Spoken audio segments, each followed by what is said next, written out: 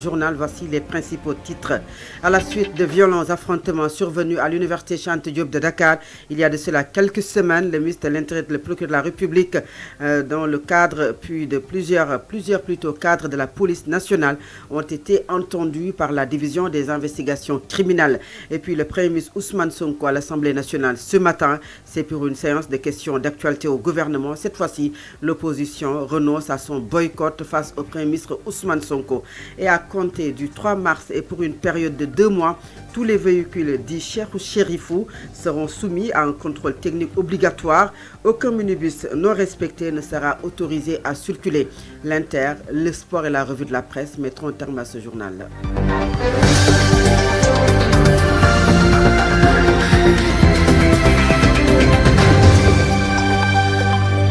À la présentation de ce 7h, Fatou Abdoundiaï, la technique est assurée par Mohamed Thiam et Baba Aïdara. Bonjour et bienvenue. Je vous le disais en titre, à la suite des violents affrontements survenus à l'université Cheikh Anta Diop de Dakar, il y a de cela quelques jours, le ministre de l'Intérieur et le procureur de la République, plusieurs cadres de la police ont été entendus par la division des investigations criminelles. Selon Solo Quotidien, le commandement du groupement mobile d'intervention du camp Sékou Mbalo a été interrogé au même titre que certains éléments des unités de la police nationale venus de Thiès, en sus des agents du COUD préposés à la sécurité de l'université de Dakar, ont subi également des interrogatoires à la DIC. Parallèlement, la sûreté urbaine enquête sur les affrontements globaux. Le procureur de la République a ordonné des poursuites contre certains étudiants, cela identifié comme des fautifs, tout en ouvrant une enquête visant des policiers pour d'éventuelles bavures. Et puis, je vous le disais également dans les titres, le Premier ministre Ousmane Sonko est annoncé aujourd'hui pour une séance de questions d'actualité au gouvernement. Un face-à-face dans un contexte économique et social sous tension. Échéance imminente des eurobonds, crise persistante dans le secteur éducatif, arriérés de bourses universitaires, débat sur la criminalisation de l'homosexualité. Autant de dossiers brûlants sur lesquels le chef du gouvernement est attendu. L'opposition également ou bien même a donné son accord. Cette fois-ci, elle ne boycottera pas ce face-à-face avec le Premier ministre Ousmane Sonko. Les détails avec Djibril Niane.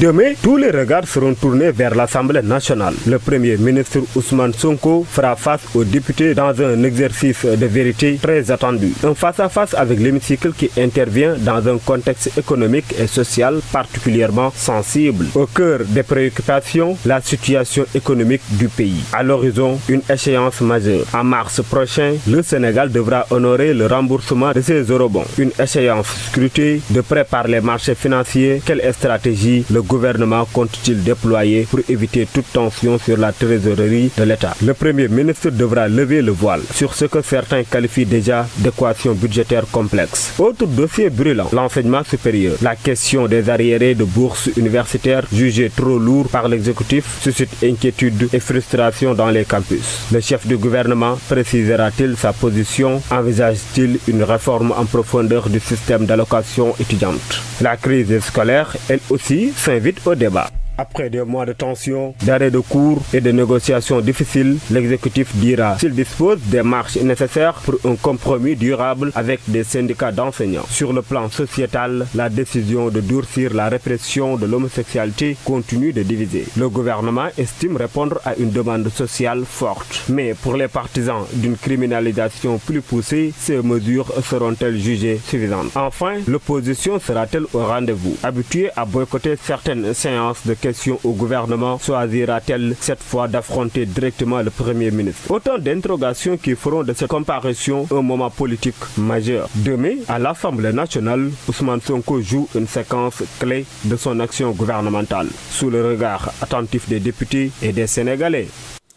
Et puis, Djibril Niane, pour cette rencontre, plusieurs questions, vous l'avez dit, plusieurs dossiers sensibles devraient être abordés. Parmi eux, le scandale lié à l'homosexualité qui alimente le débat public, la situation des 18 Sénégalais détenus au Maroc, ainsi que la question de la dette, avec notamment le remboursement prévu de 8 mars de plus de 267 milliards 12 200 millions de francs CFA de rebond obligations, la question des bourses, entre autres points. Et cette fois-ci, l'opposition renonce à son boycott. Patriotes.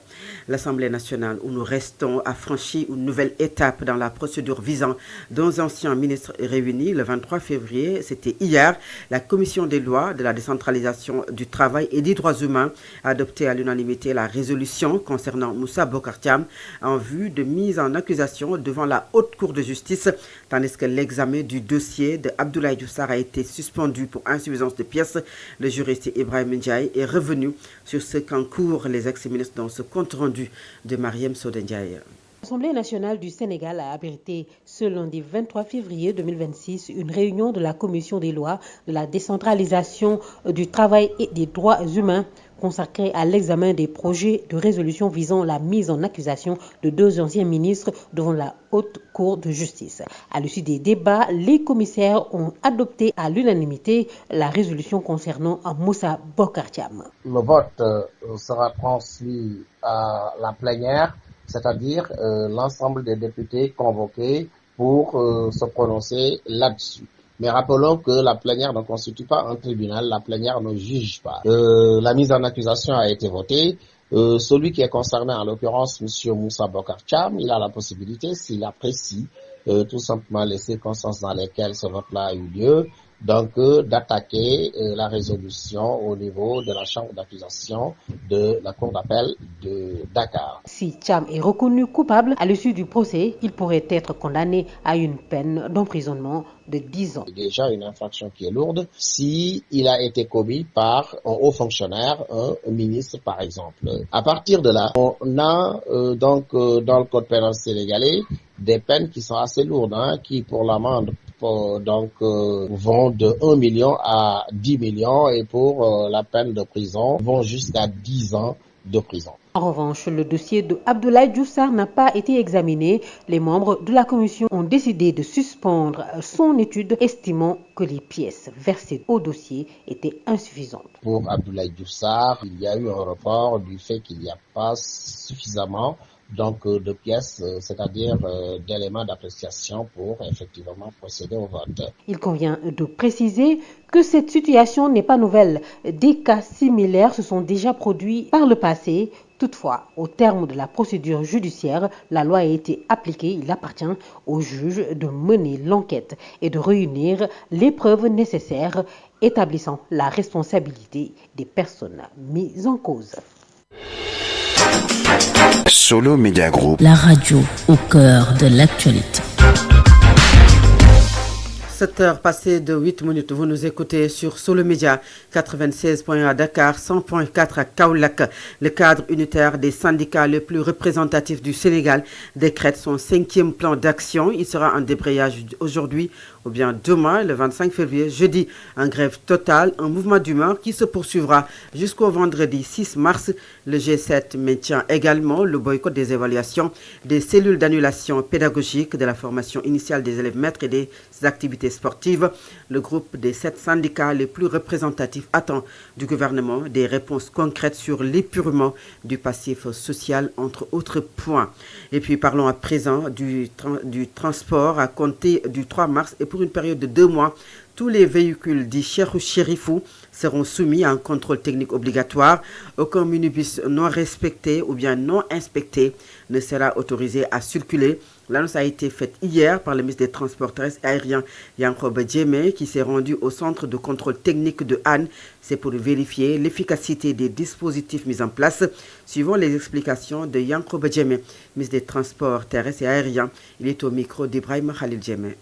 Nous avons engagé pleinement les services du MITA dans la mise en œuvre. Et la mesure phare concerne le rappel de tous les véhicules en circulation au Sénégal. Des véhicules de transport en commun, appelés minicars, de 12 à 19, dont pour une grande partie les véhicules communément appelés Cheikh Sharif, pour un contrôle technique renforcé. Je rappelle que ces véhicules, tous les véhicules de transport en commun sont soumis au contrôle technique périodique de quel que soit le véhicule. Même un véhicule neuf, tous les 6 mois doit passer en contrôle technique. On aurait pu utiliser ce canal de dire que tous les véhicules ont rendez-vous ici tous les 6 mois. Mais l'urgence commande que nous y allons plus vite. C'est la raison pour laquelle, durant les 2 mois, tous ces véhicules vont passer par ici et le contrôle on peut le dire qu'il peut être classé de deux rubriques. Il y a le contrôle technique régulier qui vont être faits, le contrôle classique. Donc tous les items qu'on contrôlait dans le cadre du contrôle technique vont l'être. Mais à côté de cela, il y a d'autres éléments rajoutés à la checklist et qui en font la spécificité. C'est notamment le contrôle de la conformité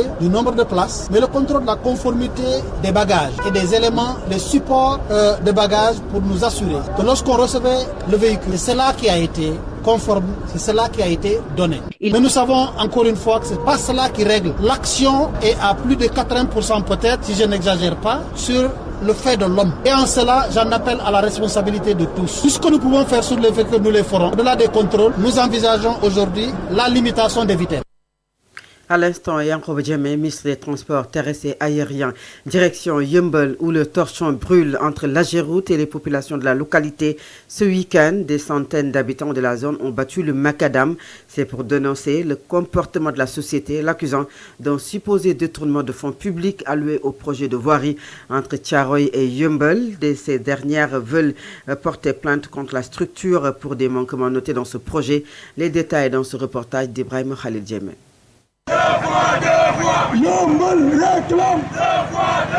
Des milliers de personnes sont sorties massivement ce week-end à Yeumbeul pour mener une croisade contre l'Ageroute. L'objectif de la manifestation est de dénoncer l'action de la structure sur le projet de la voie 2 fois 2 voies. Ageroute a une nouvelle fois déclaré ce financement insuffisant avant de prendre une décision unilatérale et discriminatoire constituant à modifier le projet initial au détriment exclusif de Yeumbeul. Cette modification concerne entre autres la réduction des 2 fois 2 voies à une seule voie, l'abandon de l'indemnisation des populations impactées et installation de canalisations inadaptées à l'évacuation des eaux pluviales. Pour les populations de Yeumbeul, pas question d'avaler cette pilule qui vise à prôner une fracture numérique entre les habitants. Nous rejetons catégoriquement cette décision qui constitue une rupture d'égalité entre citoyens, une atteinte au droit au développement et un mépris manifeste envers les populations de Yeumbeul.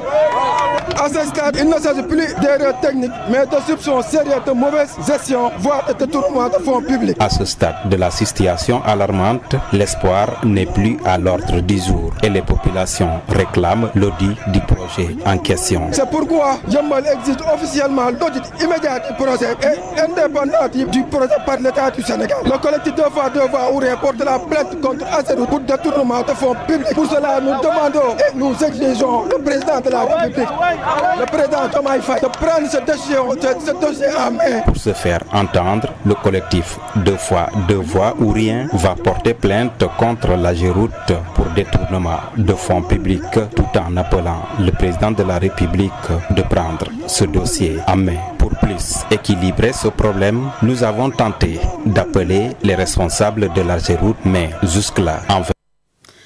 Ibrahim Khalil Diémé, dans le reste de l'actualité, nouvelle évolution dans l'enquête relative au présumé scandale à caractère homosexuel. 3 personnes ont été interpellées à Keur Massar, déclarées séropositives au VIH. Elles sont poursuivies pour transmission volontaire du virus. Parmi ces personnes, Zo Baldé et Dabar, qui ont été testés positifs au VIH-Sida et qui font l'objet de poursuites pour transmission volontaire du virus. Les détails avec Mam Sorna Dramé.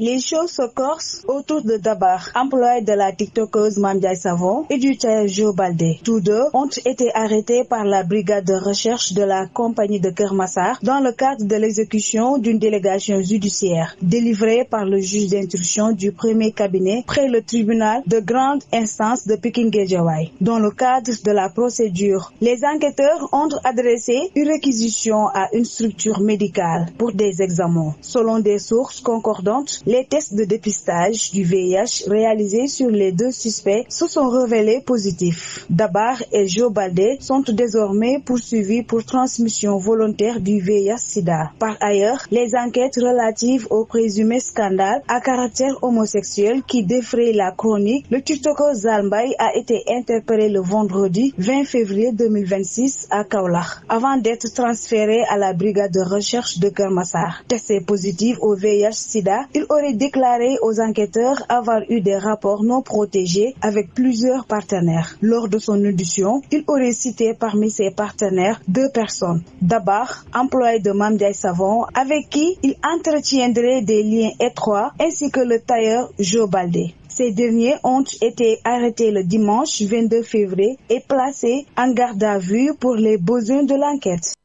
Et sur le drame, le docteur Guyngom, médecin chargé de la prise en charge au district sanitaire de Guédiawaye, revient sur l'infection par le VIH qui, selon lui, fait partie des infections sexuellement transmissibles. La maladie du sida constitue le stade le plus avancé dans l'infection par le VIH. Sa transmission se fait par plusieurs facteurs, mais la prévention permet de réduire les conséquences et la propagation de la maladie. Je vous propose d'écouter Dr Guyngom. Il est joint au téléphone par Sira Béatrice Ndion. L'infection par le VIH fait partie des IST. Le VIH est le virus responsable du syndrome d'immunodéficience acquise, qu'on appelle SIDA, et la maladie SIDA est l'étape la plus avancée de l'infection par le VIH. Comment se transmet le VIH? Le VIH se transmet par voie sexuelle lors des rapports sexuels non protégés avec une personne infectée.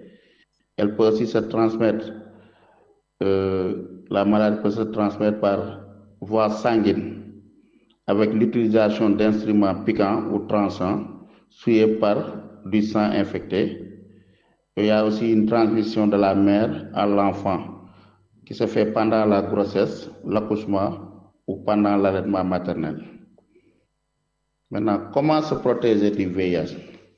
On peut se protéger du VIH par l'abstinence, la fidélité, l'utilisation correcte du préservatif, masculin ou féminin, le dépistage dès le début de la grossesse de toute femme enceinte, l'utilisation de seringues à usage unique, la prophylaxie pré-exposition aussi, qui consiste à la prise de médicaments avant une exposition potentielle, le traitement précoce des personnes vivant avec le VIH. Il faut aussi savoir ce qui ne transmet pas le VIH.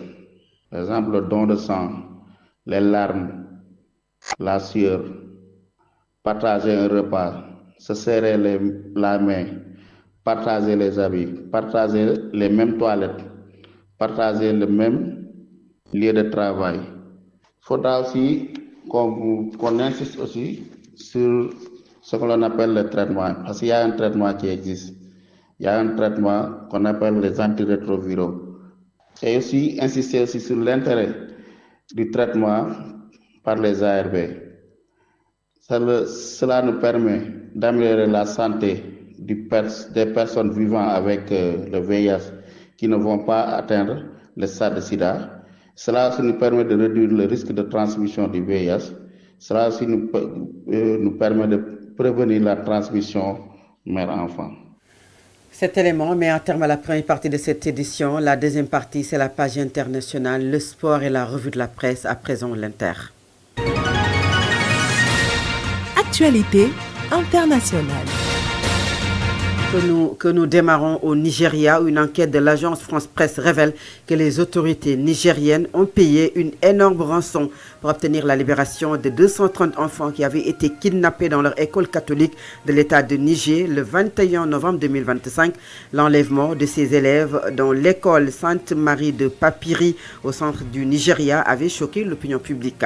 Au Venezuela, une trentaine de prisonniers politiques sont sortis hier de la prison de Rodeo, dans la périphérie de Caracas, dans le cadre de la loi d'amnistie promulguée jeudi sous pression américaine après la capture du président Nicolas Maduro le 3 janvier. C'est ce constaté des journalistes de l'AFP. On est libre, ont crié les détenus crâne rasé, t-shirt blanc, accueillis par de nombreux proches qui campaient devant l'établissement depuis des semaines. Les prisonniers sortaient un à un.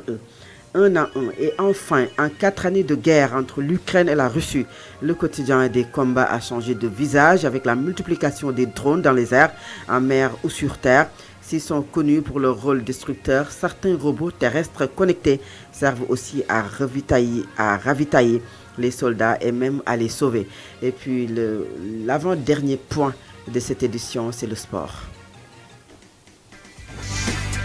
Solo Média. L'actualité sportive.